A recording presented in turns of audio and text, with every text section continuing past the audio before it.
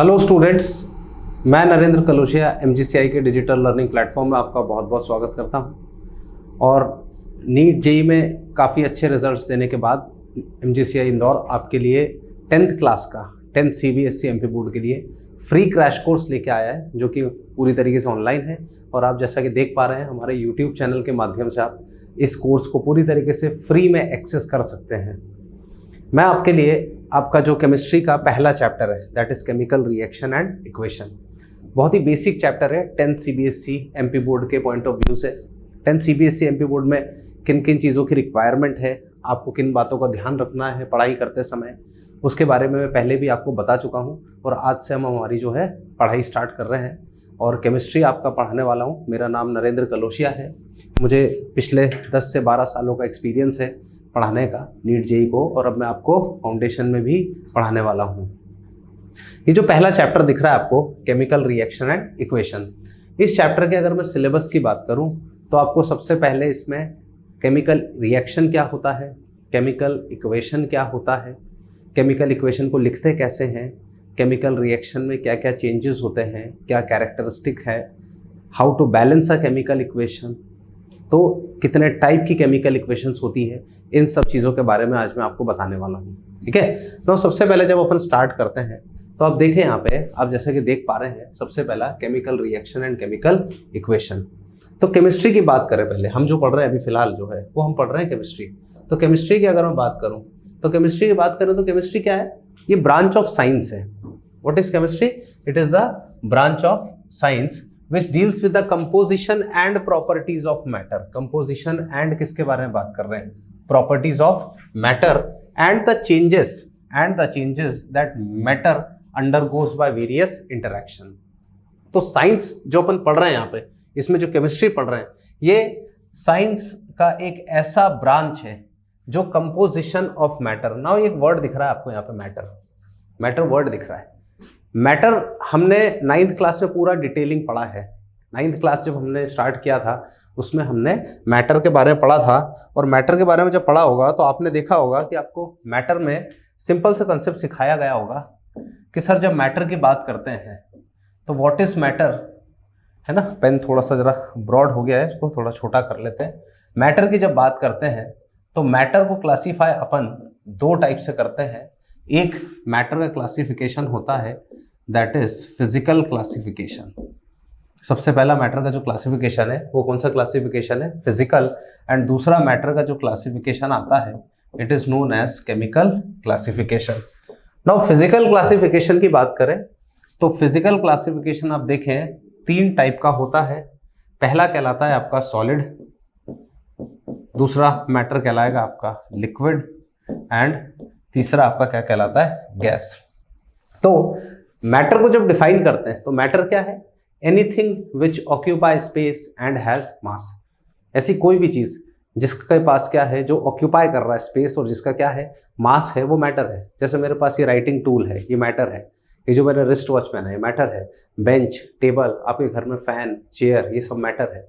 Anything which occupy space and has मास, उसको अपन क्या कहते हैं? मैटर। और मैटर के 2 क्लासिफिकेशन, एक फिजिकल क्लासिफिकेशन और एक कौन सा है? Chemical classification. Now chemical classification की बात करें तो 2 टाइप से क्लासीफाई करते हैं। पहला आपका आता है प्योर सब्सटेंसेस। सबसे पहले जो आपके दिखते हैं that are known as pure substances, and दूसरे आपके क्या आते हैं? मिक्सचर। प्योर सब्सटेंसेस में आपके 2 कैटेगरी आ जाएगी। एक आपके आते हैं एलिमेंट और एक आते हैं आपके कंपाउंड्स। एक एलिमेंट है और एक क्या है? कंपाउंड्स है।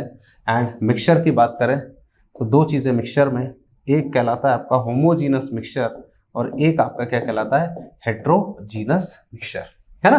तो ये 9th क्लास में पढ़ चुके हैं आप लोग कि सबसे पहला मैटर क्या है? Matter is anything which occupy space and has मास। ऐसी कोई भी चीज जो क्या ऑक्यूपाई करे स्पेस और जिसका क्या होता है? मास, इज नोन एज क्या चीज? मैटर। और मैटर को आप 2 टाइप से क्लासीफाई करते हैं, फिजिकल एंड केमिकल। नाउ जैसा कि अभी अपन डिस्कस कर रहे हैं यहाँ पर, तो केमिस्ट्री क्या है? एक ब्रांच ऑफ साइंस है। Chemistry is the branch of science which deals with the study of, है ना, which deals with the study of composition and क्या चीज है, properties of matter and the changes matter undergoes by various interaction. तो आपको definition clear हो गया है, ऐसी कोई भी चीज जो क्या ऑक्यूपाई करे स्पेस और जिसका क्या होता है मास, उसको कहते हैं मैटर। और केमिस्ट्री में बेसिकली डील करते हैं अपन स्टडी से composition of matter. Now chemical compound की बात करें, a chemical compound is formed as a result of chemical change and in this process different type of energies such as heat energy, electrical energy, radiation are either absorbed or evolved। मतलब simple सा concept है कि मैंने बोला भाई ये मेरा reactant है, रिएक्टेंट मतलब जो रिएक्ट कर रहा है, और मेरा रिएक्टेंट जो है वो रिएक्ट करके बना रहा है प्रोडक्ट। तो रिएक्टेंट अगर रिएक्ट करके प्रोडक्ट बना रहा है तो there will be the change in energy, there will be the change in क्या होगा, एनर्जी। एनर्जी में कुछ ना कुछ चेंज आएगा ही आएगा, आ रहा समझ में, या तो एनर्जी रिलीज हो जाए या एनर्जी एब्जॉर्ब हो जाए, कुछ ना कुछ चेंज आएगा, इधर एनर्जी इज रिलीज्ड और इधर एनर्जी इज एब्जॉर्ब्ड। पर इसमें एक बात बिल्कुल क्लियर है, the total mass of substance remains same through out the chemical change. मतलब सब्सटेंस का जो मास है वो थ्रू आउट द प्रोसेस कैसा होगा, सेम होगा। इसका मतलब ये होता है, अच्छा इसको अपन एक चीज और भी कहते हैं, यहां पे अगर मैं स्पेसिफाई करूं, this is also known as law of conservation of mass. This is known as law of conservation of क्या दिख रहा है, मास। मतलब mass can neither be created nor be destroyed. जितना मास रिएक्ट करेगा उतना ही मास प्रोड्यूस होगा, जितना मास रिएक्ट करेगा उतना ही मास क्या होगा, प्रोड्यूस होगा। 10 ग्राम रिएक्टेंट अगर रिएक्ट कर रहा है तो प्रोडक्ट भी आपका कितना मिलेगा, 10 ग्राम ही मिलने वाला है। अगर आपका रिएक्टेंट 10 ग्राम रिएक्ट करता है तो प्रोडक्ट भी आपका कितना मिलेगा, 10 ग्राम। अगर आपका रिएक्टेंट 20 ग्राम रिएक्ट करता है तो प्रोडक्ट भी मिलेगा 20 ग्राम। यहाँ रिएक्टेंट किसको कह रहा हूँ मैं, जो रिएक्ट कर रहा है। यहाँ प्रोडक्ट किसको कह रहे हैं, जो प्रोड्यूस हो रहा है। रिएक्टेंट रिएक्ट करता है, प्रोडक्ट प्रोड्यूस होता है। क्लियर है ना। यहाँ पे सिंपल सिंपल सी 3 बातें समझी। सबसे पहला समझा केमिस्ट्री क्या है, तो ये साइंस का एक ऐसा ब्रांच है which deals with the composition and properties of matter. फिर उसमें मैंने आपको मैटर समझाया, anything which occupy space and has मास, है ना। मैटर जो होता है क्या होता है बोले, anything which occupy space and has मास। अच्छा, आपको अगर कॉपी करना हो तो आप वीडियो को पॉज करके कॉपी कर सकते हैं, बिल्कुल फ्री क्रैश कोर्स है ये। आप रेगुलरली वीडियोस के अपडेट्स मिलते जाएंगे, क्वेश्चन की प्रैक्टिस मिलती जाएगी आपको, ठीक है। तो यहाँ पर से आप वीडियो को पॉज करके कॉपी भी कर सकते हैं। केमिकल कंपाउंड कैसे बनता है, it results from the chemical reaction. जब भी केमिकल चेंज आएगा किसी प्रोसेस में तो केमिकल कंपाउंड बनेगा, ये रिएक्टेंट रिएक्ट करेगा तो क्या मिल जाएगा, प्रोडक्ट। क्लियर। तो यहाँ पर आपको 3 बातें क्लियर हो गई कि सबसे पहला केमिस्ट्री क्या है, मैटर क्या है, केमिकल कंपाउंड क्या है, और दूसरी बात लॉ ऑफ कंजर्वेशन ऑफ मास, कि किसी भी प्रोसेस में जितना मास रिएक्ट करेगा उतना ही प्रोड्यूस होगा। 10 ग्राम रिएक्ट कर रहा है तो प्रोड्यूस भी 10 ग्राम होगा, 20 ग्राम रिएक्ट कर रहा है तो प्रोड्यूस भी 20 ग्राम होगा। यानी कि mass before reaction is always equal to the mass after reaction. इसको और डिटेल में आगे समझेंगे, अभी फिलहाल इतना ध्यान रखिएगा, ठीक है। नाउ आगे बढ़े अगर अपन, तो यहाँ पे जब अपन देखते हैं तो when a chemical change occur, a chemical action is said to have taken place. कब अपन कहते हैं कि केमिकल चेंज हुआ है, और chemical action is represented by chemical equation. The matter undergoing change is known as reactant and new component formed is known as product, है ना। अब अपन बात कर रहे हैं केमिकल चेंज की, कि केमिकल चेंज होता कैसे है।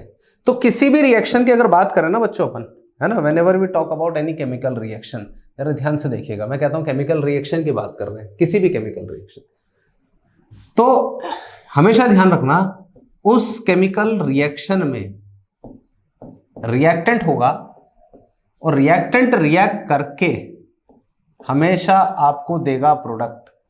केमिकल रिएक्ट करके हमेशा क्या देगा, प्रोडक्ट देगा। Now reactant are always written on left hand side and products are always written on right hand side. जो रिएक्टेंट है उसको हमेशा लिखेंगे अपन लेफ्ट हैंड साइड पे, और जो प्रोडक्ट है उसको हमेशा लिखेंगे राइट हैंड साइड पे। रिएक्टेंट मतलब component which is consumed, component which is consumed, जो कंज्यूम हो रहा है, the component which is consumed, use होगा ये। और यहां पे बात करें प्रोडक्ट की तो यहां पे सिंपल सा है, एंड न्यू कंपोनेंट फॉर्म्ड, तो सीधी सी बात है component which is produced, component which is produced, तो जो प्रोड्यूस हो रहा है, जो प्रोड्यूस हो रहा है उसको अपन बोलेंगे क्या चीज, प्रोडक्ट, और जो कंज्यूम हो रहा है उसको अपन क्या बोलेंगे, रिएक्टेंट। एंड हमेशा याद रखना एक बात हमेशा, कि mass of reactant, mass of reactant is always equal to, is always equal to mass of product. Mass of reactant is always equal to mass of क्या है, प्रोडक्ट। जैसे कि अगर मैं C प्लस O2 दोनों से रिएक्ट करके for example CO2 बनाऊं, तो अगर मैं यहाँ पे 12 ग्राम कार्बन लेता हूं, 32 ग्राम ऑक्सीजन लेता हूं, तो नो डाउट 12 प्लस 32 दोनों से मिलकर कितना मिलेगा, 44 ग्राम CO2। मतलब जितना रिएक्टेंट रिएक्ट करेगा उतना ही प्रोडक्ट आपको मिलेगा। तो किसी भी केमिकल रिएक्शन में when a chemical change occurs, अगर कोई केमिकल चेंज हो रहा है और a chemical action is said to have taken place, a chemical change और chemical action is represented by, बोलो क्या होता है, केमिकल इक्वेशन। एंड जो मैटर जिसमें चेंज आ रहा है उसको कहते हैं रिएक्टेंट, और रिएक्टेंट हमेशा बोलो क्या होता है, कंज्यूम, ठीक है। एंड प्रोडक्ट हमेशा बोलो क्या होता है, प्रोड्यूस। ना हमें कैसे पता चलेगा कि केमिकल चेंज आया है, कैसे पता चलेगा, मैंने दो चीजें रिएक्ट कराई और चेंज आ गया, पता ही नहीं चला, है ना। खाना भी बनता है तो खुशबू आती है, कलर चेंज हो जाता है ना। खाना बनाते हैं, सब्जी का कलर चेंज होता है, चाय बनाते हैं दूध का कलर चेंज हो जाता है, धुआं निकलता है, तो पता तो चलता है ना कि कुछ चेंज आ रहा है, होता है कि नहीं होता है।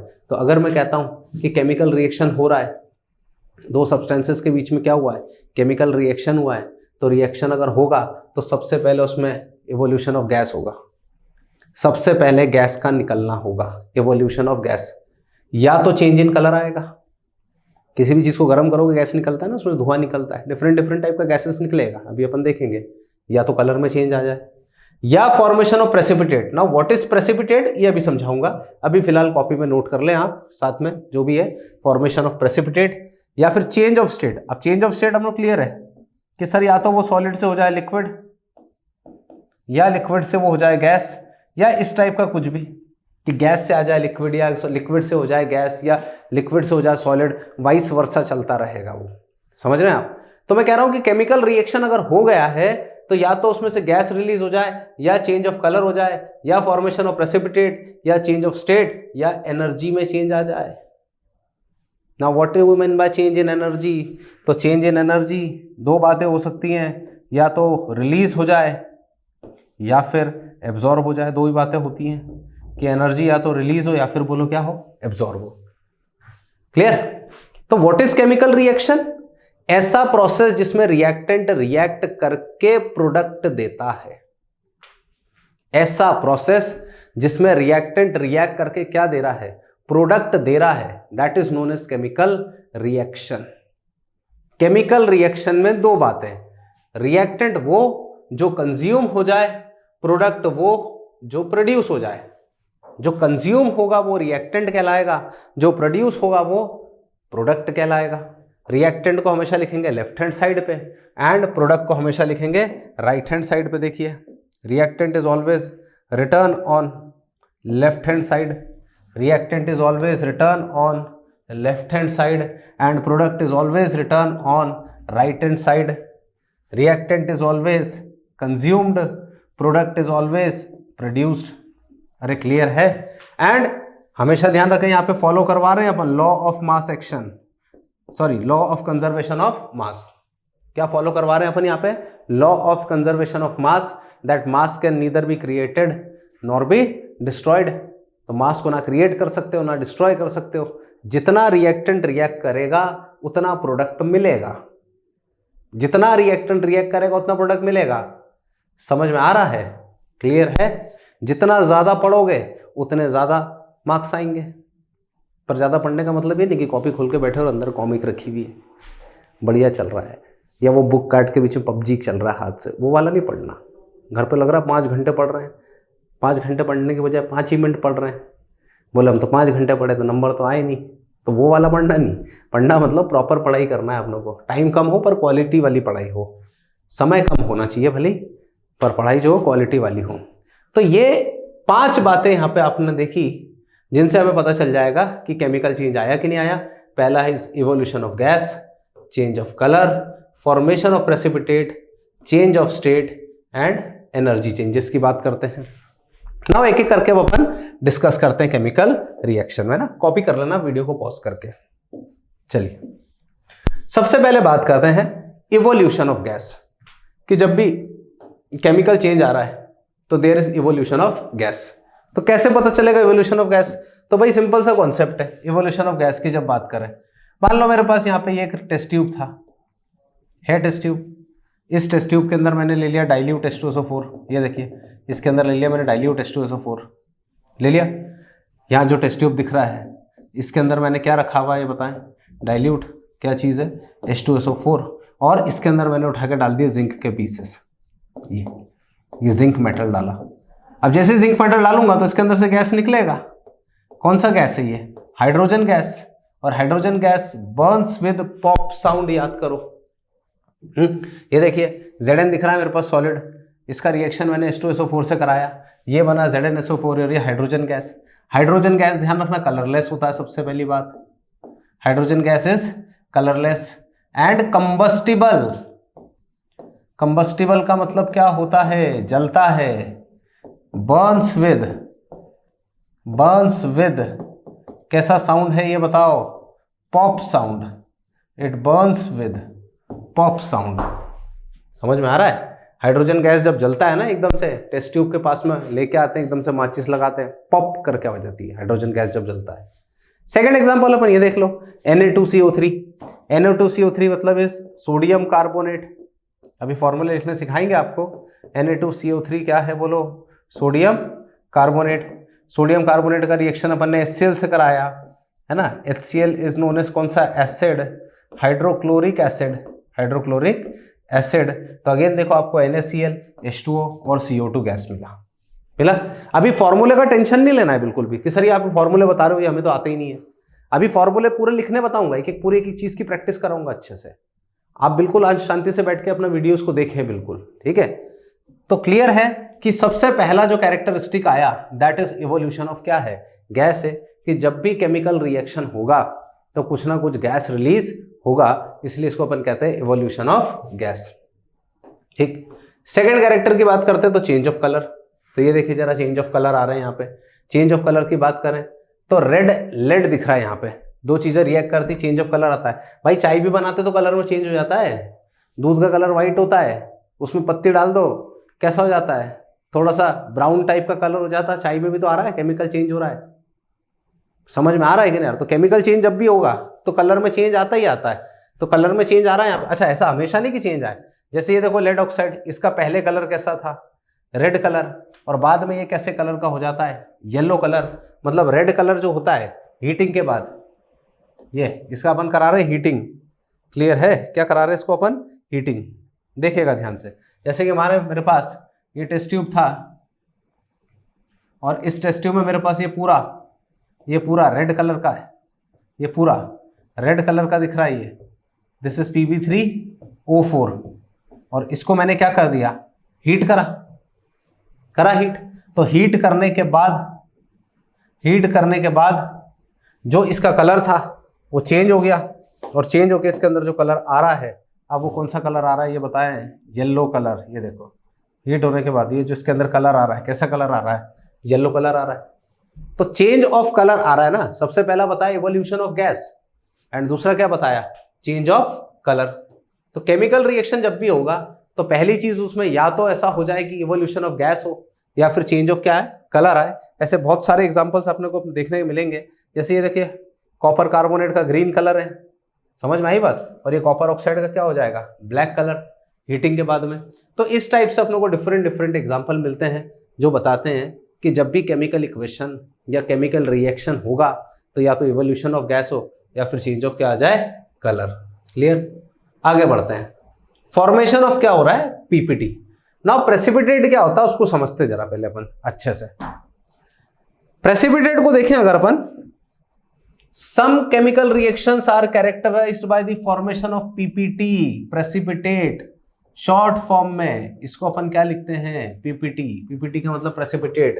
And what is precipitate? It is an insoluble substance. It is an insoluble substance when the solutions of soluble chemical compounds are mixed together.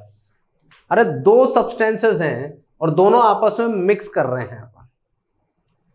दोनों सब्सटेंसेस को आपस में जैसे मिक्स करा तो उनको मिक्स करने के बाद एक इनसॉल्युबल सब्सटेंस बन जाता है। दो सब्सटेंसेस हैं, दोनों को क्या करा, मिक्स करा, उनको मिक्स करने के बाद एक इनसॉल्युबल सब्सटेंस बनता है जिसको अपन कहते हैं precipitate. It is an insoluble. Silver nitrate, sodium chloride, दोनों को मिलाया, दोनों कलरलेस, दो कंपाउंड बने NaNO3। बेसिकली NaNO3 ऐसा आएगा, ये है ना, वो 3 थोड़ा सा टाइपिंग में ऐसा हो गया है, NaNO3 सोडियम नाइट्रेट। और यहां पे देखें आप, सिल्वर क्लोराइड बन रहा है जिसके कैसे पीपीटी आ रहे हैं, व्हाइट पीपीटी। प्रेसिपिटेट समझ रहे हैं? It is the insoluble substance which is formed by mixing of two soluble substances. दो सब्सटेंसेस जो कि आपस में कैसे हो, सॉल्युबल हो, दोनों को आप मिक्स कर दो, तो मिक्स करने के बाद आपको एक इनसॉल्युबल सब्सटेंस मिलता है जिसको अपन क्या कहते हैं, प्रेसिपिटेट। सिमिलरली बेरियम क्लोराइड को डाइल्यूट H2SO4 से रिएक्ट कराया, बेरियम क्लोराइड को किससे रिएक्ट कराया, डाइल्यूट H2SO4 से, तो ये आपका मिला बेरियम सल्फेट। अगेन इसके देखें कैसे पीपीटी आ रहे हैं, व्हाइट पीपीटी। ये व्हाइट पीपीटी जो होता है ना, ध्यान रखना, जरूरी नहीं व्हाइट पीपीटी हो, कोई सा पीपीटी जो होगा वो इनसॉल्युबल होता है। तो केमिकल रिएक्शन की कितनी प्रॉपर्टी देख ली, 3। सबसे पहली प्रॉपर्टी क्या बताई, इवोल्यूशन ऑफ गैस। दूसरी प्रॉपर्टी क्या बताया, चेंज इन कलर। तीसरा प्रॉपर्टी क्या है, फॉर्मेशन ऑफ पीपीटी। समझ में आया?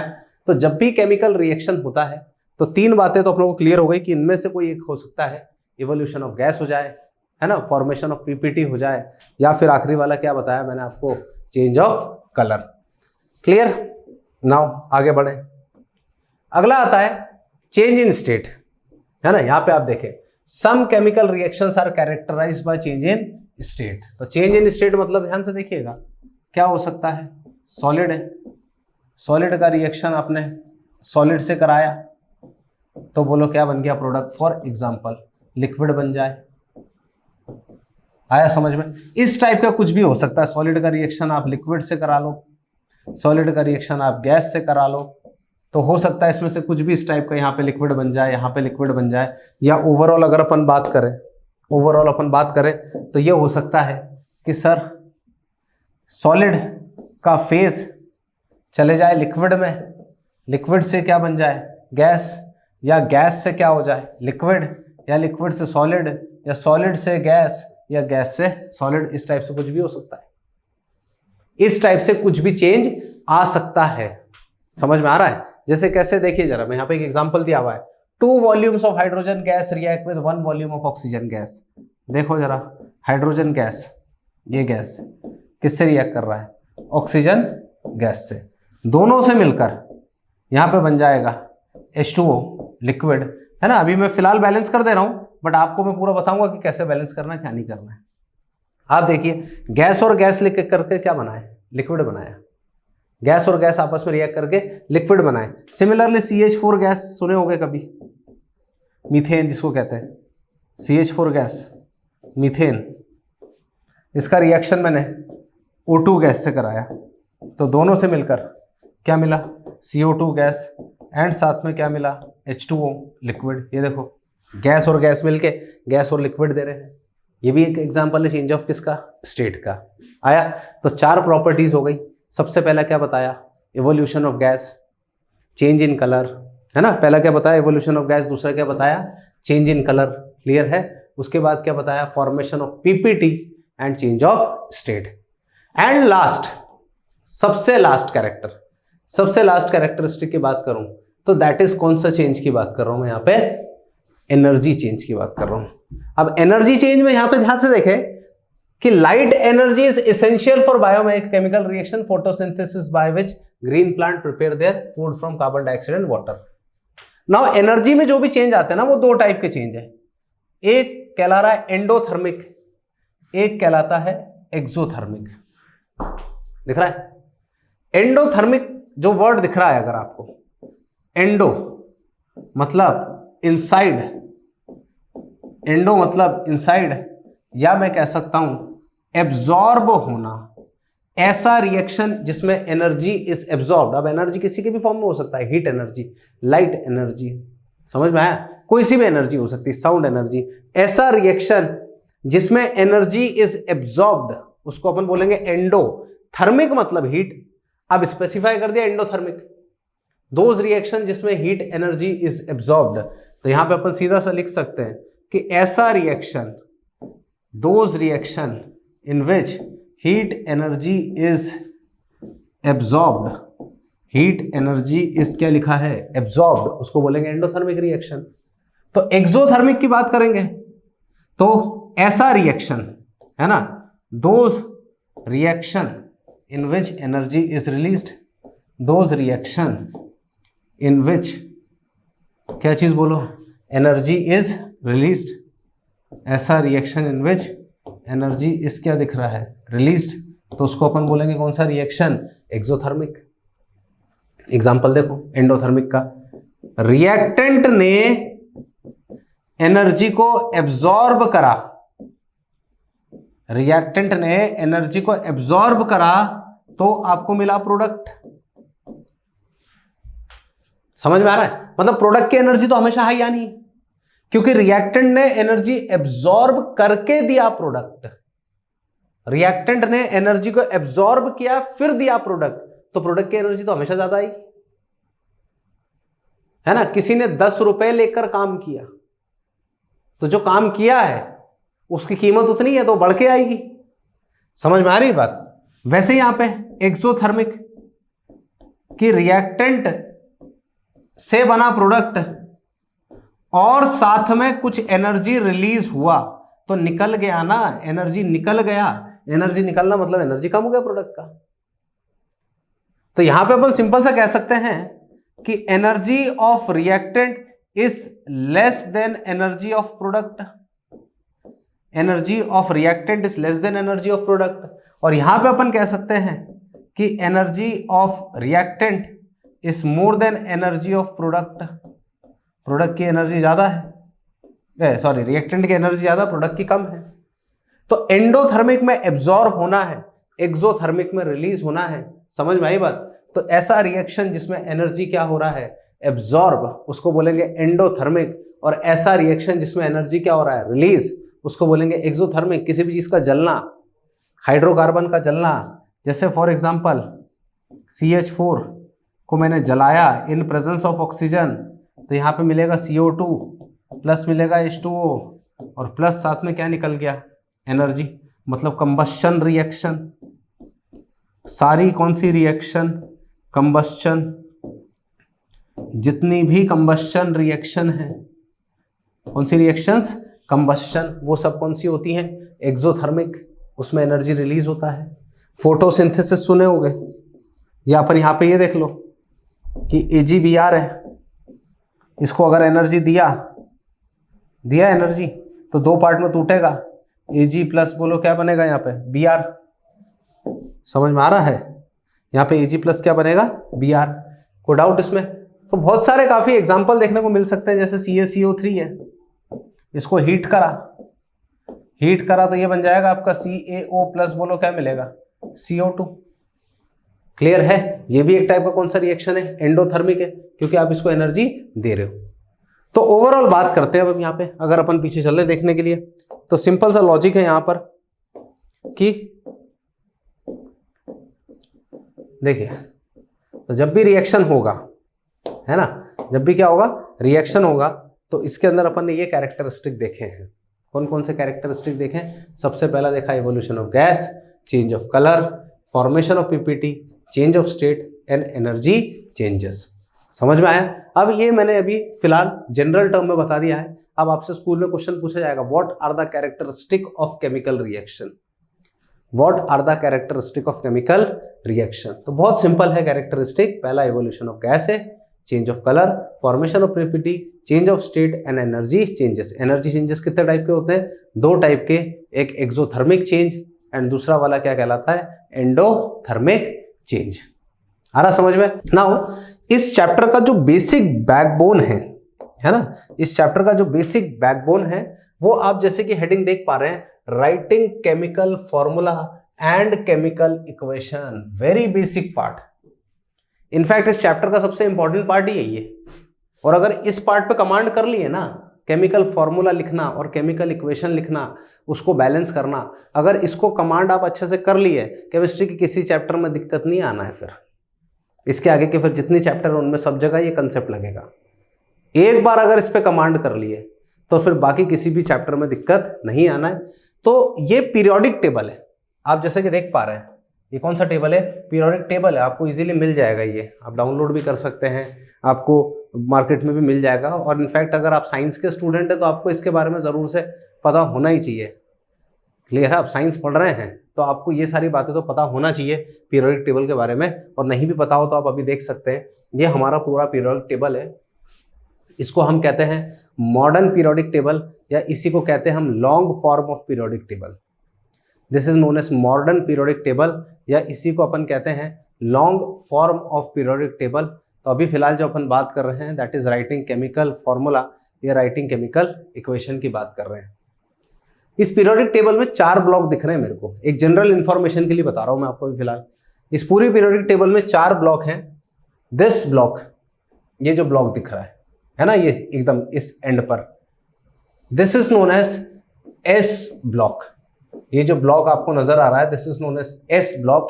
और ये एक्सट्रीम लेफ्ट में, एक्सट्रीम राइट में, सॉरी, ये एक्सट्रीम राइट में जो ये ब्लॉक नजर आ रहा है, ये जो एक्सट्रीम राइट में ब्लॉक नजर है, इसको अपन कहते हैं पी ब्लॉक। तो एक मेरे पास एस ब्लॉक आ रहा है, एक मेरे पास पी ब्लॉक आ रहा है, एक एस ब्लॉक एक पी ब्लॉक है। ये सेंटर में जो आपको दिख रहा है, ये जो सेंटर में आपको दिख रहा है this is known as D block. ये देखिए डी ब्लॉक है ये पूरा। एंड ये अलग से जो रखा दिख रहा है आपको this is known as F block. तो आपका पीरियोडिक टेबल में टोटल कितने ब्लॉक्स दिख रहे हैं? 4 ब्लॉक दिख रहे हैं। एक आपका बिल्कुल उस पे आ रहा है दैट इज एस ब्लॉक, एक इस एंड पे आ रहा है पी ब्लॉक, एक डी ब्लॉक, एफ ब्लॉक, है ना। ना मोस्ट इंपॉर्टेंट थिंग, फिलहाल अभी आपके 10th स्टैंडर्ड की अगर मैं बात करूं तो आपको एस ब्लॉक और पी ब्लॉक के एलिमेंट्स पता होने चाहिए अच्छी तरीके से, है ना। आपके 10th स्टैंडर्ड तक के जो जो काम में आना है वो आपको 2 चीजें काम में आनी है, एक एस ब्लॉक आना और एक पी ब्लॉक आना है। तो अभी राइटिंग केमिकल फॉर्मूले की जब बात करता हूं ना मैं, तो राइटिंग केमिकल फॉर्मूले में किन किन चीजों की जरूरत पड़ती है उनको हम देखने वाले हैं। This is your periodic table, it is composed of 4 element. इसी को ही हम long form of periodic table भी कहते हैं। This is also known as long form of periodic table. Clear है? जैसे कि देखिए यहां पे बात करें अपन जब long form of periodic table की, तो सबसे पहले अपन देखते हैं वैलेंसी के बारे में। सबसे इंपॉर्टेंट बात, the valency of element is defined as its capacity to combine with other element and measured by number of hydrogen or chlorine atom which combine with or displaced by one atom of element, है ना। इस definition को copy में लिखिए, मैं आपको एकदम आराम से एक्सप्लेन करता हूं what do you mean by valency. Now simple language में अभी फिलहाल बात कर रहे हैं अपन, सिंपल लैंग्वेज में। तो वैलेंसी की जब मैं बात करता हूं, it is defined as combining capacity, capacity to combine, किसी भी एटम की कंबाइनिंग कैपेसिटी कि वो कितने दूसरे एटम के साथ जुड़ सकता है, that is known as valency. And ये जो कंबाइनिंग कैपेसिटी हम लेते हैं with respect to hydrogen and chlorine. Clear है? नाउ जैसे एस ब्लॉक एलिमेंट की बात करता हूं मैं, एस ब्लॉक एलिमेंट की बात करें तो आपको दिख रहा है यहां पे, तो अपन इसमें गाना जोड़ सकते हैं, है यहां पे आ जाएगा ये लीना, है लीना, लीना की, है लीना की रब से फरियाद, है लीना की रब से फरियाद, है ना। लीना है कोई, लीना नाम की कोई बालिका है, कोई लड़की है, उसकी रब से फरियाद है लीना की रब से फरियाद। पहला हाइड्रोजन है, दूसरा element lithium, sodium, potassium, rubidium, caesium, francium. आ रहा है? आपको बहुत अच्छी तरीके से याद होने चाहिए अगर आपको केमिकल फॉर्मूला बनाना सीखना है। तो पहला क्या दिख रहा है लीना की रब से फरियाद, है लीना की रब से फरियाद। यहां पे लिखा हुआ lithium, sodium, potassium, rubidium, caesium और क्या दिख रहा है? फ्रेंशियम। एंड दूसरा आपको दिख रहा है बेटा, यह आ जाएगा आपका बेटा, यह आ जाएगा मांगे, बेटा मांगे कार स्कूटर, बेटा मांगे कार स्कूटर, बाप राजी। तो थोड़ा सा ये जो सॉन्ग्स है इनको ध्यान रखना है अपन ने। तो पहला आपको सॉन्ग मैंने क्या बताया है लीना की रब से फरियाद, और दूसरा बताया है बेटा मांगे कार स्कूटर बाप राजी। ये जितने दिख रहे ना है लीना की रब से फरियाद वाले जो अपन ने यहाँ पे देखे हैं, है ना, ये देखिए जितने देखे अपन ने, hydrogen, lithium, sodium, potassium, rubidium, caesium, इन सब की वैलेंसी 1 है और इन सब के ऊपर चार्ज आएगा +1। इन सब के ऊपर चार्ज बोलो क्या आएगा +1, क्योंकि इन सब का काम है एक इलेक्ट्रॉन लूज करना। इन सभी का काम है एक एक इलेक्ट्रॉन क्या करना, लूज करना। सबके ऊपर जो चार्ज आएगा वो बोलो कितना चार्ज आएगा +1। और दूसरा दिख रहा है अपनों को यहाँ पे बेटा मांगे कार स्कूटर बाप राजी। बेटा मांगे कार स्कूटर क्या दिख रहा है, बाप राजी। तो यहाँ पे आ जाएगा आपके सबके ऊपर चार्ज +2, ये +2, ये +2, ये +2, इधर भी बोलो क्या आ जाएगा +2 और इधर भी क्या आएगा +2। मतलब इनकी सबकी वैलेंसी हो गई 1 और इनकी सबकी वैलेंसी बोल क्या हो गई 2। आया? तो एस ब्लॉक पूरा कंप्लीट है। लीना की रब से फरियाद सबकी वैलेंसी +1, बेटा मांगे कार स्कूटर बाप राजी सबकी वैलेंसी बोलो क्या है +2 है। तो इस तरीके से आप लोगों को इन सबकी वैलेंसी का क्या रखना है, ध्यान रखना है। ये कौन से ब्लॉक के एलिमेंट है, एस ब्लॉक के एलिमेंट है। पहले वैलेंसीज देखो, उसके बाद कैसे फॉर्मूला लिखना है, क्या करना है वो आगे समझेंगे। तो एस ब्लॉक के एलिमेंट में इसको अच्छे से ध्यान रखिएगा, जबकि सबकी वैलेंसी एक का +1 और एक का +2 है। कॉपी कीजिए इसको आराम से।